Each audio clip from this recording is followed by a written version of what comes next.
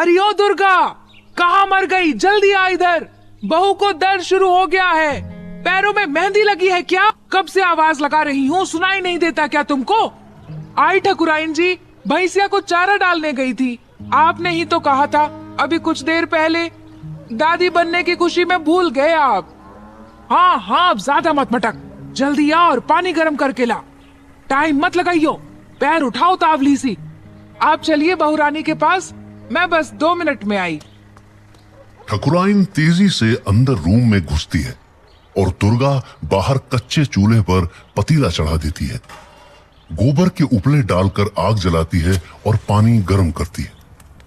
दरअसल ये सीन इस वक्त कुंजपुर राजस्थान के सरपंच भवानी सिंह के घर का है, जहां एक बड़ी सी हवेली, जिसको देखकर ये अंदाजा लगाया जा सकता है कि भवानी सिंह या फिर उनके पिताजी ने तो इस हवेली को नहीं बनवाया है, शायद उनके दादाजी ने बनवाया होगा। मतलब कि हवेली बहुत पुरानी थी, काफी लंबाई चौड़ाई में फैली हुई हवेली, जहां जनाना ड्योढ़ी अलग और मर्दाना अलग। अतिथि भवन जरूर सजा हुआ था, शायद ठाकुर साहब ने सरपंच बनने के बाद रंगाई पुताई करवाई थी। इस वक्त जितनी भागदौड़ जनाना ड्योढ़ी में हो रही थी, उतना ही उतावलापन लिए हुए ठाकुर भवानी सिंह मूंछों पर ताव देते हुए अतिथि भवन के सामने खाट जमाकर हुक्के के कश लगा रहे थे। उनके इर्द गिर्द 8-10 और लोग भी बैठे थे। उनके तौर तरीके से लग रहा था कि वो उनके परिवार के ही लोग थे। उनमें से 2 जमीन पर बैठे थे, जो शायद नौकर होंगे। हुक्के के कश लगाते हुए वो सब आपस में बातचीत कर रहे थे। ठाकुर साहब, एक मुद्दत के बाद हवेली में वो किलकारी गूंजेगी जिसकी आस लिए हुए हम 10 साल से बैठे हैं। आज तो माता रानी की कृपा इस हवेली में जरूर होगी। हाँ ठाकुर साहब, अब की तो हर हाल में कुंवर ही आएगा, देख लियो आप। आए भी क्यों ना, ठाकुर साहब ने अपनी सरपंचई से पूरे गांव की दुआ बटोरी है। आपके काम से तो सब खुश हैं और सारो गांव आपकी बड़ाई भी करे है। काको साहब, अब की हमारा गजराज बेटे का बाप ही बनेगा, ये देख लियो थे। अरे भाया, आप सबकी बात सही है। देवी मारी कृपा होवे तो ही ऐसी खुशी का काम हो सके है। और थे सब इतना उतावला ना हो। आपकी खुशी मैं समझ सकूं। जब होगा तो पहली खबर हमारे पास ही आवेगी। थोड़ी देर में ही साफ हो जाएगा कि क्या हुआ है। सरपंच साहब, क्या बात कर रहे हो आप घर में ऐसी खुशखबरी आने वाली है और हम उतावले ना होवे? तो कामरी बात ना है।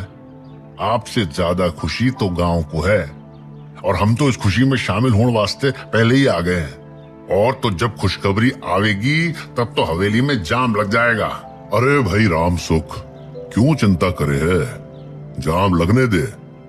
हम तो खुद यही चाह रहे हैं कि इस हवेली में खुशियां आए और गांव का जमावड़ा यहाँ हो। माँ जगदम्बा की कृपा होने की देर है बस। आज इच्छा पूरी होती दिख रही है। हाँ ठाकुर साहब, आप चिंता मती करो, देवी माँ सबरी इच्छा जरूर पूरी करेगी। ठाकुर भवानी सिंह इस वक्त गांव के सरपंच थे। पहले उनके बाप दादाओं का राज चलता था, तो गांव में वैसे ही उनके परिवार का बहुत मान था और वो लोग भी गांव की भलाई का सोचकर ही काम करते थे। जब जागीरी गई तब भी गांव वालों ने उनके परिवार को सर आंखों पर बिठाकर रखा और भवानी सिंह के पिता भी वही रीत निभाते हुए गांव के लोगों के सुख दुख में शामिल होते रहे और अपनी तरफ से उनकी मदद भी करते रहे। इस बार सरपंच उम्मीदवार भवानी सिंह जब जीते तो पूरा कुंजपुर खुश हो गया। सारे गांव में ठाकुर साहब की तरफ से दावत दी गई और गांव के हर इंसान के चेहरे पर भवानी सिंह की जीत की खुशी उस वक्त दिखाई दी। ठाकुर भवानी सिंह के एक पुत्र था, गजराज सिंह, जिसकी शादी 10 वर्ष पहले बीकानेर रियासत के एक गांव में हुई थी। गजराज सिंह की पत्नी लाड कंवर पढ़ी लिखी लड़की थी, लेकिन कुंजपुर आने के बाद वो भी रूढ़िवादी धारणा में ढल गई। शादी के 1.5 वर्ष बाद ही घर में खुशखबरी आनी थी। आज की तरह ही उस दिन भी जमावड़ा लगा। गांव के लोग इकट्ठे हुए, लेकिन जब पता चला कि बेटी ने जन्म लिया है तो उनकी सारी खुशियां मायूसी में बदल गईं। बदलती सोच के साथ वो लोग आगे नहीं बढ़ रहे थे। और उसी ढर्रे पर चल रहे थे जिस पर चलते चलते लोगों के शमशान में चबूतरे बन गए। वही रूढ़िवादिता अब तक इस गांव में थी और ऐसे न जाने और कितने गांव होंगे जहां पर इसी तरह की विचारधारा आज भी कायम है। समय बीता और लाड कंवर ने जब दोबारा खुशखबरी दी तो परिवार में उम्मीद जगी कि इस बार जरूर बेटा होगा। लेकिन ये लाड कंवर की बदकिस्मती थी या फिर ठाकुर भवानी सिंह के चेहरे पर खुशी इतनी जल्दी आनी नहीं लिखी हुई थी। ये तो सब विधाता का खेल था। लाड कंवर को दूसरी भी पुत्री ही पैदा हुई। इस तरह से 1.5-2 साल के अंतराल में 4 बार लाड कंवर ने खुशखबरी दी और चारों बार ही वो खुशखबरी जन्म के बाद मायूसी में बदल जाती है, क्योंकि भवानी सिंह और उसका परिवार ही नहीं बल्कि पूरा गांव ये उम्मीद लगाए हुए बैठा था कि गजराज सिंह का पुत्र हो जो आगे चल करके गांव का प्रतिनिधि बने। लेकिन लाड कंवर हर बार पुत्री को जन्म देती। हालांकि इसमें उसका कोई दोष नहीं था, लेकिन पुरानी सोच और धारणा के चलते गांव की महिलाएं और बड़े बुजुर्ग अक्सर इस तरह की चर्चा में लगे रहते थे, जहां लाड कंवर भी उनकी उन्हीं बातों को महत्व देने लगी और पुत्री से नफरत करते हुए पुत्र का सपना देखने लगी। खैर, आज का समय शायद भवानी सिंह के लिए अच्छा था। करीब आधे घंटे बाद जब जनाना ड्योढ़ी पर थाली बजने की आवाज सुनाई दी तो उसी आवाज के साथ हुक्का फेंकते हुए भवानी सिंह उठे और मूंछों पर ताव देते हुए कमर पर हाथ रख के नाचने लगे। उनकी खुशी में शामिल होकर बाकी बैठे हुए लोग भी नाचने लगे। जमीन पर बैठे हुए वो दोनों आदमी दौड़कर अंदर गए और ढोल नगाड़े लेकर आ गए। ढोल नगाड़े बजने लगे और सब लोग उसकी थाप पर थिरकने लगे। आवाज गांव तक पहुंची और रात्रि होने तक पूरे गांव में पक्की खबर भी पहुंच गई कि ठाकुर साहब के घर पर पुत्र का जन्म हुआ है। अगले दिन ठाकुर साहब ने गांव भर के लिए शाही भोज का इंतजाम कर दिया और हवेली को दुल्हन की तरह सजा दिया गया।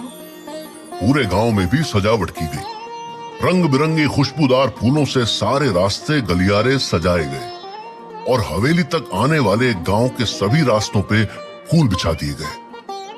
अगले दिन सुबह से शुरू हुआ शाही भोज का कार्यक्रम शाम तक चला और नजदीकी पड़ोसी गांव के जो लोग ठाकुर साहब को जानते थे और ठाकुर साहब की पंचायत के दूसरे गांव के लोग भी उन्हें बधाई देने के लिए आए और बदले में खुशबूदार लजीज पकवानों से अपना पेट भरकर वापस जाने लगे। संध्या होते होते सारे लोग हवेली से छंटने लगे। हवेली में मंगल गान सुनाई देने लगा। ठाकुर साहब का चेहरा इस वक्त 30 वर्ष के नौजवान की तरह चमकने लगा और ठकुराइन के पैरों में तो जैसे पंख लग गए हों, वो उड़ने लगी। उधर लाड कंवर भी 10 सालों का इंतजार पूरा करके पुत्र प्राप्ति पर अत्यधिक प्रसन्न थी। रात्रि के समय महिलाएं जनाना ड्योढ़ी में मंगल गान गा रही थी और बाहर अतिथि गृह के सामने ठाकुर साहब अपने कुछ नजदीकी रिश्तेदार और परिवार के लोगों के साथ बैठे बातचीत कर रहे थे। हंसी ठहाकों की गूंज दूर दूर तक सुनाई दे रही थी और ब्रांडेड विस्की की स्मेल भी आ रही थी। अंदर बैठी महिलाओं में से एक ने कहा, क्यों ठाकुराइन, मैंने कहा था ना कि देवी माँ के नाम की राखी बांध दो, इस बार बेटा ही होगा। हुआ कि नहीं? हाँ, हुआ ही। जतन तो पहले भी बहुत किए थे, लेकिन तब शायद हमने देवी माँ को मानने में कोई भूल की होगी, इसीलिए हमें यह खुशी देने में माता रानी ने इतना समय लगाया है। अंदर से दुर्गा दौड़कर आती है और हांफती हुई घुटनों तक ऊपर अपना घाघरा पकड़े हुए, आंखों में आंसू लिए हुए वो ठकुराइन से कहती है, ठाकुराइन, छोटे कुंवर सा कमरे से गायब हो गए हैं। हमने अंदर सब जगह देख लिया, कहीं नहीं मिल रहे हैं। क्या आप उनको यहाँ लाए हो? पागल हो क्या दुर्गा? मैं यहाँ क्यों लाती?